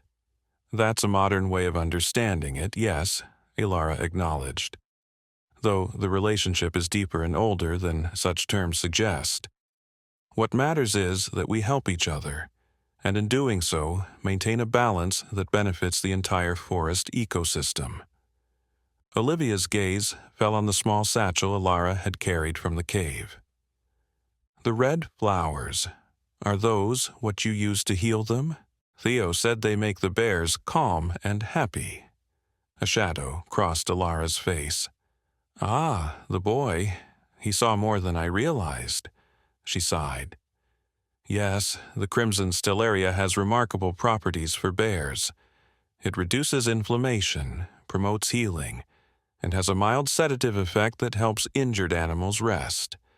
It's extremely rare, growing only in the unusual conditions found in the Crystal Cave. Crystal Cave? Olivia repeated. What you've been calling the Bear Cave, Alara explained. It's named for the crystalline formations that cause the pool to emit that distinctive blue glow. The minerals in the water, combined with the unique fungi that grow there, create an environment where several extraordinary plant species can flourish. This was starting to sound more like the kind of scientific phenomenon Olivia could understand. Unusual geological formations, rare minerals, specialized plant adaptations. These were all within the realm of conventional science, even if the bear behavior remained baffling. But why are so many bears gathering there? She asked. Dr. Chen says black bears are supposed to be solitary. Alara nodded. Under normal circumstances, they are. But these aren't normal circumstances. Her expression grew troubled. The Crystal Cave has always been a sacred site for the local bear population, a place they would visit occasionally for healing or during particular celestial alignments. But in recent months, bears from far beyond this region have been arriving, drawn by some instinct or communication we don't fully understand. They're gathering because they sense a threat. A threat to the cave? To everything the cave represents, Alara confirmed. Someone has discovered the value of the plants that grow there, particularly the crimson stellaria. They've been harvesting it secretly, not understanding or caring that it takes decades for these plants to reach maturity. At the current rate of depletion, the entire ecosystem could collapse within a year. Olivia felt a chill run through her as she remembered the man in the business suit talking to Dr. Chen about pharmaceutical possibilities. Could his company be behind the harvesting? Is it a man wearing a face mask? She asked. Theo said he saw someone like that taking flowers from the cave. Alara's eyes narrowed. We've never seen his face. He comes at irregular intervals, always when the bears are out foraging. He's careful and clearly has some scientific training. He harvests the plants methodically, taking samples of the water and surrounding soil as well. But if the bears are protecting the cave now, how is he still getting in? That's what troubles us most, Alara admitted. He must be using the secondary entrances, small fissures in the cliff face that connect to the main chamber through narrow tunnels. Some are barely large enough for a human to squeeze through, which is why the bears can't guard them effectively. Galen and I have been trying to map these entrances, but the cave system is extensive, and we haven't found them all. She leaned forward, her expression intensifying. Olivia, I'm telling you these things because you've shown compassion for the bears and intelligence in your approach to understanding them. But this information must be protected. If the wrong people learn about the cave's true nature, the consequences could be dire. Not just for the bears, but for the entire forest, and perhaps beyond. What do you mean, beyond? Olivia asked, puzzled. Alara hesitated, seemingly weighing how much to reveal. The plants in the Crystal Cave aren't just medicinally valuable to bears. Some have properties that could be transformative for humans as well. Properties that could be weaponized or exploited by those with the wrong intentions. This sounded ominously like something from a spy thriller, and Olivia wasn't sure how seriously to take it. On the other hand, she was sitting across from a woman who had somehow formed a partnership with a wild bear, so perhaps her threshold for the extraordinary needed adjustment. I want to help, Olivia said decisively. The bears helped me by allowing me to rescue the cub, and they helped us find Theo when he was lost. I owe them. Ilara studied her thoughtfully. Your assistance could indeed be valuable. You have access to the research team and understanding of scientific principles that I lack. Together, perhaps we can identify the intruder and protect the cave before irreparable damage is done. The bear, Galen, made a soft huffing sound, as if offering his own agreement to this alliance. But remember, Ilara cautioned, discretion is essential. You cannot share what you've learned here tonight, not even with those you trust. The consequences could be dangerous for all involved, including yourself. Olivia nodded solemnly, recognizing the seriousness of the situation. I understand, but what exactly should I do? How can I help? For now, observe and report, Ilara instructed. Keep track of visitors to the research station, particularly anyone who shows unusual interest in entering the cave or in the specific plants found there. If Dr. Chen has collected samples from around the cave entrance, pay attention to who examines them and why. She reached into her satchel and removed a small wooden box, intricately carved with bear symbols. From it, she extracted what looked like a smooth stone pendant on a leather cord. Wear this, she said, passing it to Olivia. It's been treated with an essence derived from the crimson stellaria. It will help the bears recognize you as a friend, even those who haven't met you personally. If you need to communicate with me, hold it in your hand at the edge of the forest near your home and call my name 3 times. I'll find you. Olivia accepted the pendant, turning it over in her hand. It was surprisingly warm to the touch and seemed to pulse gently against her palm. Up close, she could see that what she had taken for a simple stone was actually a complex, crystalline structure, with layers of blue and amber that shifted as the moonlight caught them. It's beautiful, she murmured. It's a piece of the crystal cave itself, Ilara explained. Formed from the same minerals that create the glowing pool. Keep it hidden beneath your clothing. Its properties are subtle, but might raise questions from those with specialized knowledge.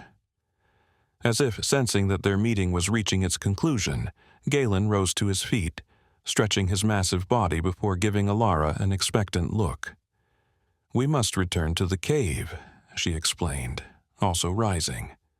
The cubs will be waking soon for their evening feeding, and several of our patients require treatment.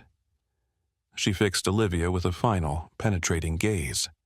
Be careful, young one. You've stepped into a world far older and more complex than most humans realize. There is wonder here, but danger as well. Olivia stood, feeling simultaneously overwhelmed and exhilarated by everything she had learned. I'll be careful, she promised, and I'll do whatever I can to help protect the bears in the cave. Ilara nodded, apparently satisfied. The path back to your neighborhood follows the stream to the east, she instructed, pointing. It's a more direct route than the one you took following us. You should reach the edge of the forest within 20 minutes if you maintain a steady pace. With a final nod of acknowledgement, Ilara turned and disappeared into her dwelling, emerging moments later with a different satchel and what looked like a walking staff carved from dark wood. Without another word, she and Galen set off into the forest, quickly vanishing among the shadows of the ancient trees. Olivia stood alone in the moonlit clearing, the pendant warm against her palm, her mind whirling with implications and possibilities. In the space of a single evening, her understanding of the world had been fundamentally altered. Bears that formed social groups and partnerships with humans, plants with extraordinary properties, glowing caves with crystalline pools. It was almost too much to process. But one thing was clear. She had been entrusted with important knowledge and responsibility. Whatever happened next, she was now part of something much larger and more significant than a simple case of a bear cub trapped in a shed.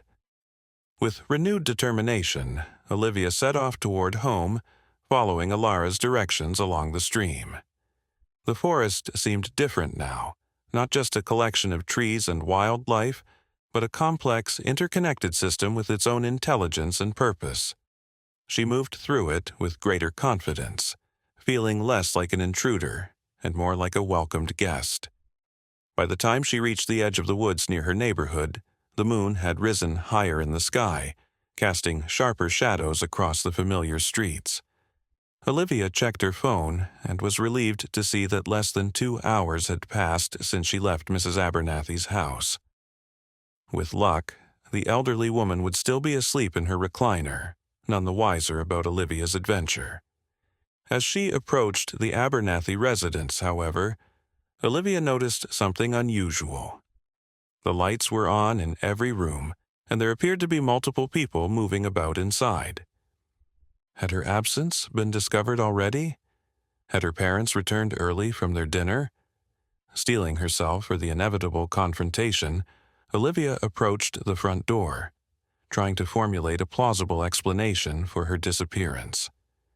Before she could knock, the door flew open, revealing not the expected face of Mrs. Abernathy or her anxious parents, but a uniformed police officer. "Are you Olivia Whitaker?" the officer asked, his expression a mixture of relief and stern disapproval. Olivia nodded mutely, her heart sinking. "Thank God," the officer said, turning to call over his shoulder. "She's here. The Whitaker girl just walked up." Immediately there was a commotion inside as several people rushed toward the door. Mrs. Abernathy appeared first, her face streaked with tears, followed closely by Olivia's parents, both looking pale with worry. "Olivia!" her mother cried, pulling her into a fierce embrace. "Where have you been? We've been searching everywhere." I just went for a walk," Olivia stammered, the prepared explanation suddenly sounding flimsy even to her own ears. "I couldn't sleep and—" "A walk?" her father interrupted incredulously. "At 10 o'clock at night, without telling anyone where you were going?" His voice rose with each question, a sure sign of how frightened he had been. Before Olivia could respond, another figure pushed through the small crowd gathered in the doorway, Ranger Michaels, looking both professional and concerned. "Olivia," he said gravely, "we need to know exactly where you went. It's important." The seriousness of his tone caught her attention. This wasn't just about her breaking rules or causing worry. Something else was happening. "I was in the woods," she admitted, seeing no point in denying it. "Near the research station. Why? What's wrong?" The adults exchanged glances that sent a chill down Olivia's spine. It was her mother who finally answered, her voice trembling slightly. "There's been an incident at the bear cave," Elna explained. "Someone broke into the research station, stole equipment, and then apparently entered the cave itself. There was some kind of confrontation with the bears. Dr. Chen found blood at the entrance when she returned from dinner in town." Olivia felt the blood drain from her face. "Blood? Whose blood? Were the bears hurt?" "We don't know yet," Ranger Michaels replied. "There's no sign of injured bears, which is promising. But we're concerned it might be a wounded person, possibly the same person who broke into the station. Did you see anyone suspicious during your walk?" Olivia's mind raced. Should she mention Alara and Galen? The mysterious cave intruder that Theo had spotted? The man in the business suit who had visited Dr. Chen? Any of these could be relevant to what had happened, but revealing this information might mean breaking her promise to Alara about discretion. Before she could decide what to say, a commotion from inside the house caught everyone's attention.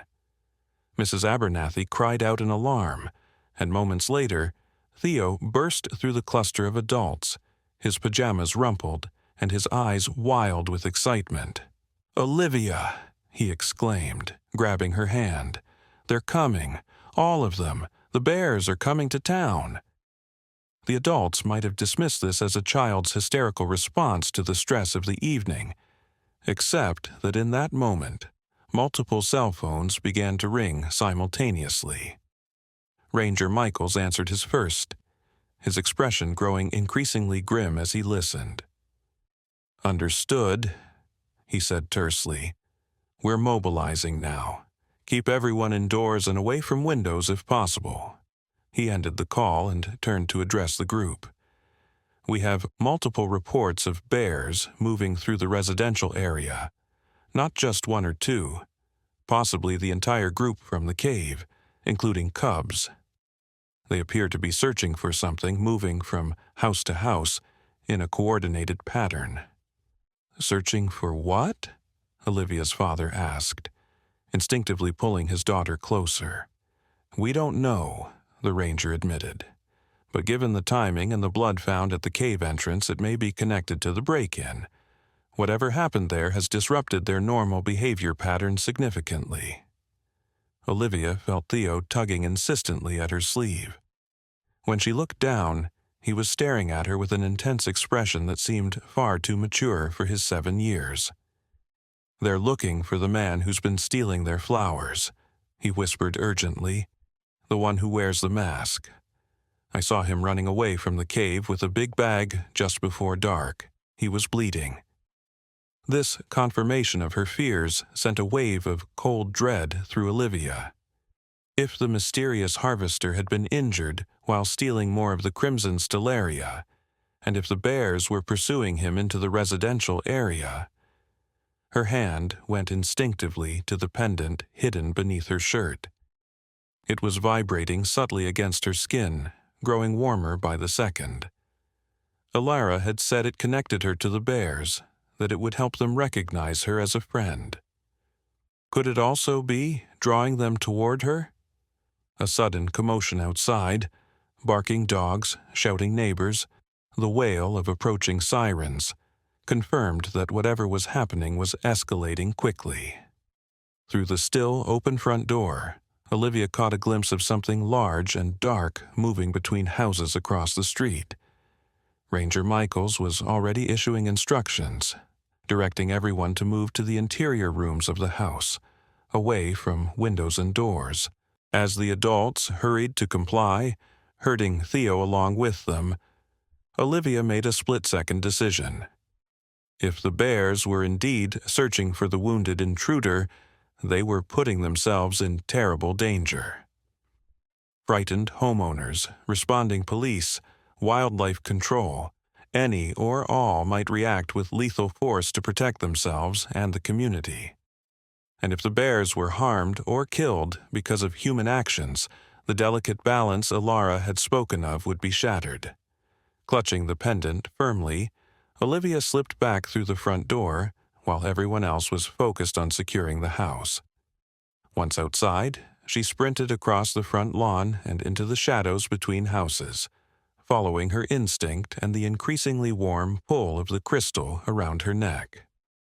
Behind her, she heard her name being called frantically, but she didn't turn back.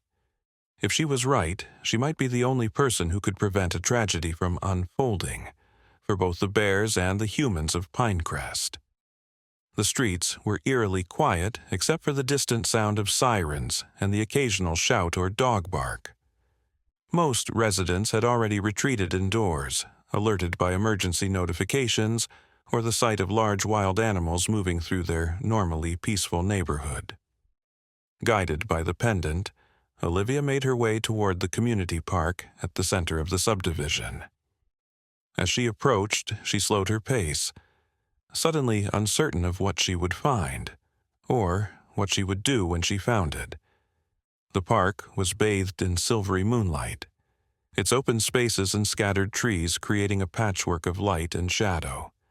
And there, gathered in a loose circle around the central playground equipment, were the bears from the Crystal Cave.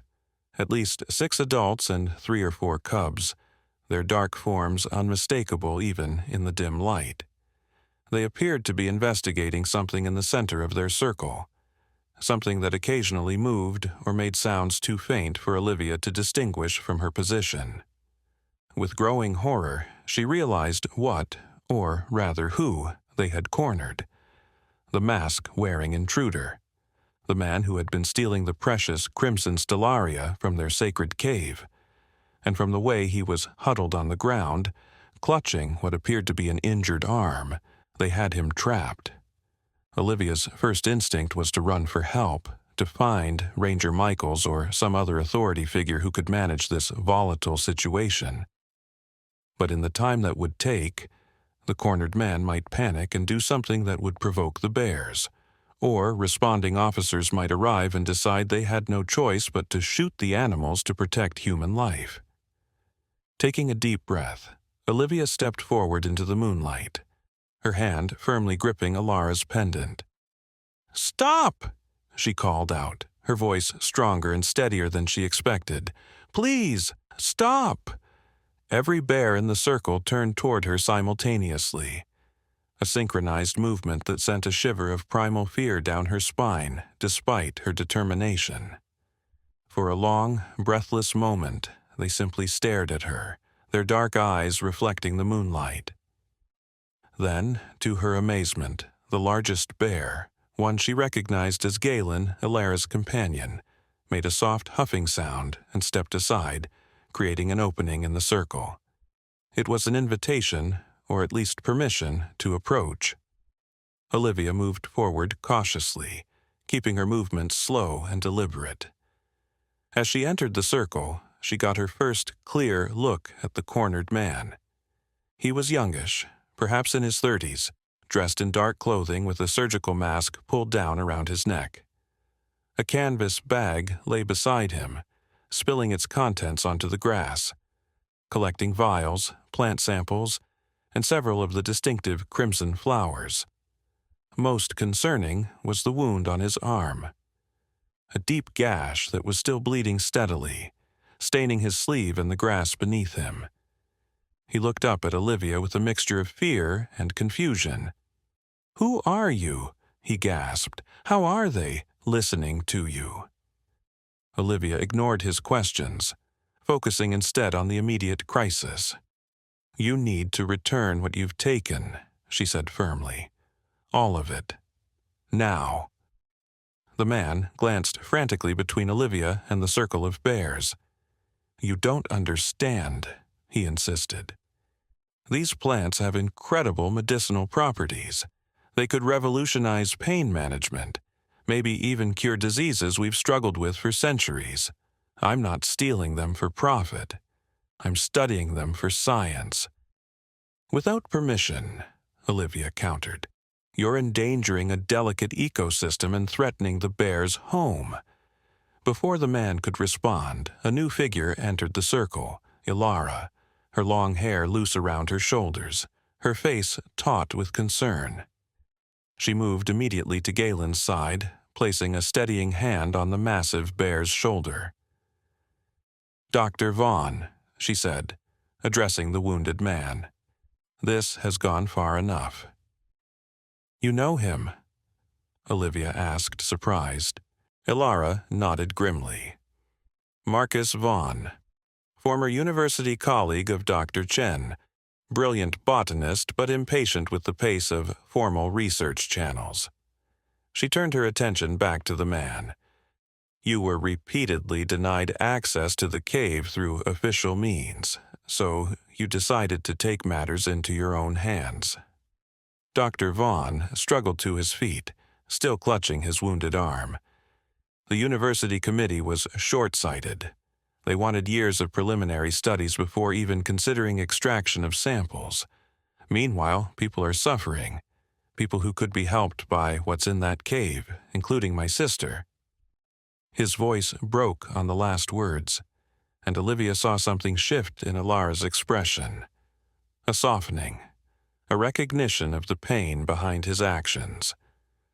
"Your intentions may be noble, Marcus," she said more gently, "but your methods are destroying the very thing you hope to harness. The crimson stellaria takes decades to mature. In the few months you've been harvesting, you've taken nearly half the mature plants in the cave. At this rate, there will be nothing left to study or use within a year." The sound of approaching sirens grew louder, reminding them all of the urgency of the situation. Ranger Michaels and other authorities would arrive soon, and explaining a circle of bears surrounding a wounded man would be nearly impossible. Ilara seemed to come to a decision. She stepped forward and knelt beside Dr. Vaughn, examining his injured arm. "The bears defended their territory," she said. "But they showed remarkable restraint. They could have killed you easily." "They're intelligent," he admitted reluctantly. "More than any wildlife I've ever encountered. It's almost as if they understood what I was doing." "They did," Ilara confirmed. "And now they've brought you to us so we can make this right." She looked up at Olivia. "The pendant, please." Olivia removed the crystal pendant and handed it to Ilara, who crushed it between her fingers, releasing a fine powder that she sprinkled over Dr. Vaughn's wound. Almost immediately the bleeding slowed. "This will buy us some time," she explained, standing and addressing both Olivia and the researcher. "Here's what's going to happen. Dr. Vaughn, you will return everything you've taken from the cave. In exchange, I will provide you with seeds and cultivation instructions for the Crimson Stellaria. They can be grown under specific conditions that you can create in a laboratory setting, slowly, sustainably, without damaging the wild population." Dr. Vaughn stared at her in disbelief. "You know how to cultivate them? Why haven't you shared this knowledge before?" "Because most people would abuse it," Ilara replied simply. "But you, despite your methods, genuinely want to help others. The bears sense this, which is why you're still alive." She gestured to the circle of watchful animals. "They are offering you a partnership, not a punishment." The wail of sirens was now very close, accompanied by the distinctive sound of vehicles pulling into the park's parking lot. Lights flashed at the edge of the trees. Voices called out instructions. The authorities had arrived.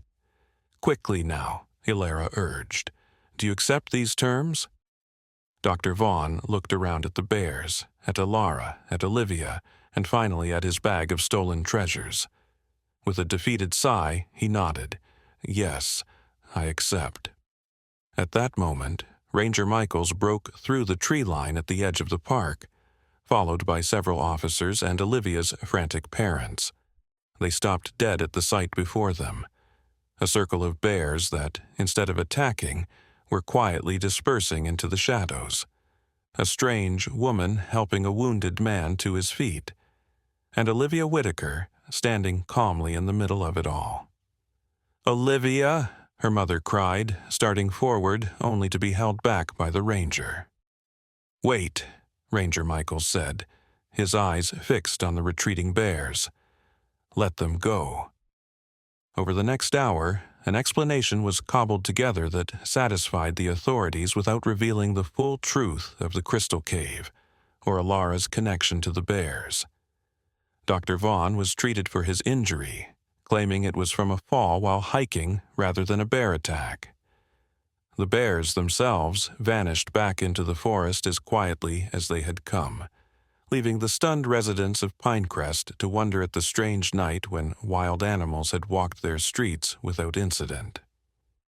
In the days that followed, Dr. Chen and her research team established a more respectful protocol for studying the bears, guided by Ilara's quiet suggestions through Olivia.